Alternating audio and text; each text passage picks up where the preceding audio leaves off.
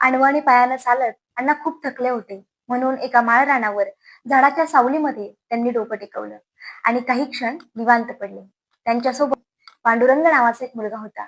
अण्णांचा तो पांड्या म्हणजे आपले आदरणीय बॅरिस्टर पी. पाटील साहेब.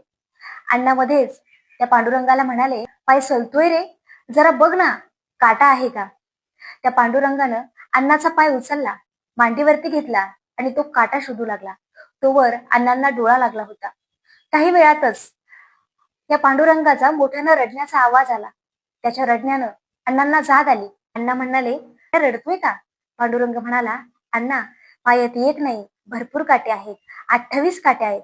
उगे 28 विटेवर उभं राहणाऱ्या विठ्ठलापेक्षा गोरगरीब पोरांच्या शिक्षणासाठी पायात 28 काटे चालत असूनही खंबीरपणे उभे राहणारे कर्मवीर भाऊराव पाटील हेच आमचे खरे विठ्ठल आणि गोरगरीब लेकरांच्या भुकेल्या पोटासाठी स्वतःचं मंगळसूत्र गहाण ठेवणारी रयत माऊली लक्ष्मीबाई भाऊराव पाटील ह्याच आमच्या रुक्मिणी.